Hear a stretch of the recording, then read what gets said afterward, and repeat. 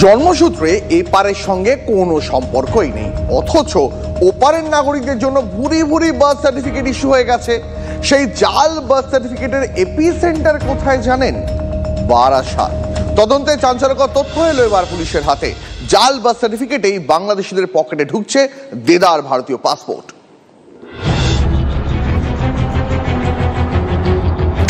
Passport জালিয়াতি কাণ্ডের পরতে পরতে চমক। পেঁয়াজের খোসার মতো খুলছে জালিয়াতির পর্দা।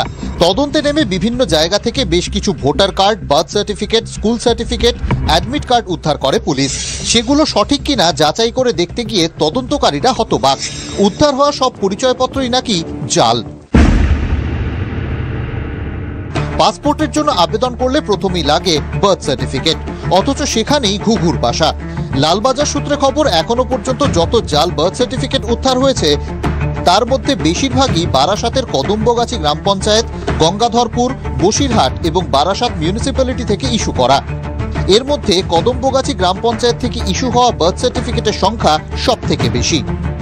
কদম্বগাছি গ্রাম পঞ্চায়েতের কাছে ইতিমধ্যেই গোয়েন্দারা জানতে চেয়েছেন তাদের এখান থেকে কিভাবে ইস্যু হলো, যদিও পঞ্চায়েতের ব্যাখ্যা যে তারা কোনোভাবেই জানতেন না। তারা এটুকু জানতে পেরেছেন যে অসংখ্য জাল জন্ম সার্টিফিকেট বেরিয়েছে, কিন্তু কিভাবে বার হয়েছে সেটা পঞ্চায়েতের অজানা। যদিও বিরোধীরা তা মানতে রাজি নন। বিরোধীরা মনে করেন পঞ্চায়েতের নজরে থাকা অবস্থাতেই এই জাল সার্টিফিকেট ইস্যু হয়েছে।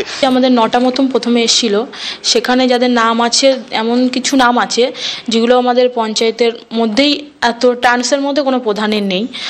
আর এগুলো সম্পূর্ণ ভুয়ো, কারণ আমাদের রেজিস্টার মেনটেন করা হয়। আমরা সেগুলো দেখেছি, দেখার পরে আমরা তার পরিপ্রেক্ষিতে তাদেরকে উত্তরও দিয়ে দিয়েছি।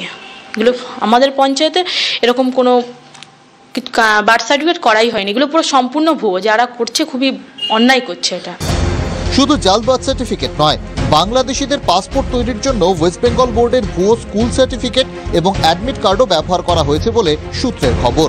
সেই সংক্রান্ত বেশ কিছু নথিও বাজেয়াপ্ত করেছেন তদন্তকারীরা।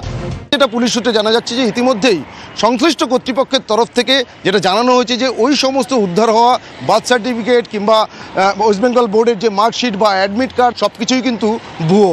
অর্থাৎ এই সমস্ত ভুয়ো নথিপত্রগুলোই মূলত ব্যবহার করা হতো ভারতীয় জাল পাসপোর্ট তৈরির আবেদনের ক্ষেত্রে। স্কুলের শিক্ষকরাও এতটাই অসৎ হয়ে গেছে, যদি টাকা দিয়ে তারা চাকরি কেনেন তাহলে তারা কি করবে আপনি ভাবতে পারেন।